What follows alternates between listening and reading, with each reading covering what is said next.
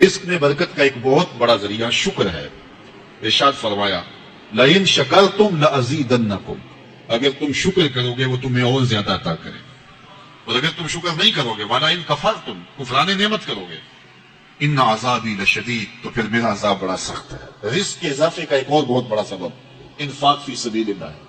اللہ فرماتا ہے جو تم خرچ کرتے ہو تو جو چیز تم نے نکال دی اس کی جگہ اللہ تمہیں اور عطا کر دیتا ہے۔ بعض کا ہمارا یہ ہوتا ہے کہ کوئی آدمی مالی بحران میں آ گیا تو وہ کرتا کیا ہے کہ جو راہ خدا میں دینے کا کھاتا تھا پہلے اسے کلوز کرتا ہے، یہ فلاں مدرسے کو دیتے ہو یہ بھی بند کر دو، یہ مسجد کو دیتے ہو یہ بھی بند کر دو، یہ فلاں غریب کو دیتے ہو یہ بھی بند کرو، حالات ٹائٹ ہو گئے ہیں۔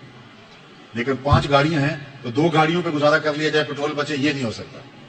گھر کے لچھن وہی ہیں لیکن بند کہاں سے کیا؟ جہاں سے رزق آنا تھا۔ ہمیں تو یہ حکم دیا ہے جب رزق تنگ ہونے لگے صدقہ دے کے رب سے کاروبار کر لو، صدقے سے تمہارے رزق میں اضافہ ہوگا۔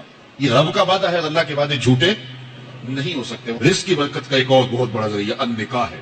فرمایا اگر تم نکاح کرو گے، تم فقیر ہو وہ تمہیں غنی کر دے گا۔ لوگ کہتے ہیں بچہ پیروں پہ کھڑا ہو لے تو پھر نکاح کریں گے، اللہ کہتا ہے تم نکاح کرو ہم پیروں پہ کھڑا کر دیں گے۔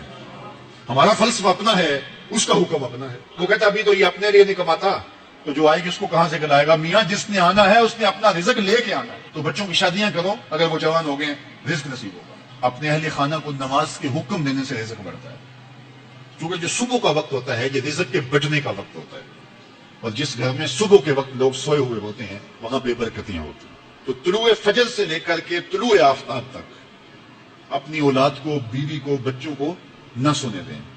اس وقت رزق بٹنے کے لمحے ہوتے ہیں۔ کثیر دعائیں مانگیں، تلاوت کلام مجید پڑھیں، اور نماز فجر مرد حضرات مسجدوں میں جا کے باجماعت ادا کریں، اور گھروں میں جو ہے وہ بیٹیاں بہنیں مصلے بچھا لیں تو اللہ کی رحمتوں کا نزول ہوگا۔ اب ایک حدیث میں رزق کے اضافے کا ایک اور نسخہ ارشاد کیا گیا۔ میرے حضور نے فرمایا جو شخص یہ چاہتا ہے کہ اس کے رزق میں برکتیں ہوں اور اس کی عمر میں اضافہ ہو تو وہ اپنے رشتہ داروں کے ساتھ سلوک اچھا کرے۔ رشتہ داروں کے ساتھ اگر اچھا سلوک کرو گے تو پھر تمہارے رزق میں برکت ہو۔ غریب ہیں تو ان کی مدد کرو، ان کی بیٹیوں کی شادیاں اپنے ذمے لے لو اگر اللہ نے آپ کو وسعت دی ہے، ان کی پریشانیاں بانٹ لو، ان کا قرضہ ہے تو اتارنے کی کوشش کرو، ان کو مشکلات سے نکالنے کی کوشش کرو۔ تم ان کو مشکلات سے نکالو گے اللہ تمہیں مشکلوں سے نکالے گا، تمہارے رزق میں بھی برکتیں ہوگی اور تمہارے مال میں بھی برکتیں ہوں۔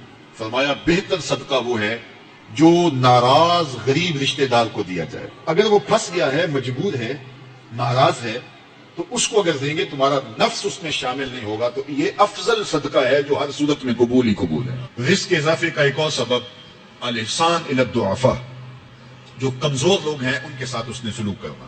الانفاق علی طلبۃ العلم، طالب علموں پہ خرچ کرنا، یہ بھی رزق میں اضافے کا سبب و ذریعہ۔ وہ حضرت بابا فرید نے کہا نا 6واں رکن دین کا روٹی ہے۔ گھر میں کچھ نہ ہو تو پھر نہ نماز اور نہ ہی دیگر امور کی لذت آتی ہے، تو یہ رزق فراواں اور وسیع اور مبارک نصیب کر دے اللہ۔ تو اس کے لیے ایک اور وظیفہ میں دیتا ہوں، اور وہ یہ کہ مغرب کے بعد 21 مرتبہ سورۃ الکوثر پڑھ لیں، کثرت ہو جائے گی انشاءاللہ۔ اول خدوشی پڑھ لیں، 5-7 منٹ لگتے ہوں گے، تو سورہ کوثر 21 مرتبہ روزانہ مغرب کی نماز کے بعد پڑھیں، اور اگر بہت زیادہ مسائل ہیں تو ہر نماز کے بعد پڑھ لیں، تو انشاءاللہ آپ دیکھیں گے کہ گھر میں برکتیں اترتی محسوس ہوں گی، انوار کا نزول ہوتے محسوس کریں گے۔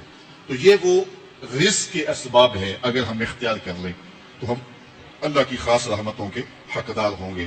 اللہ ہم سب کو رزق حلال، رزق وسیع، رزق سہل، رزق مبارک، رزق فراواں نصیب فرمائے۔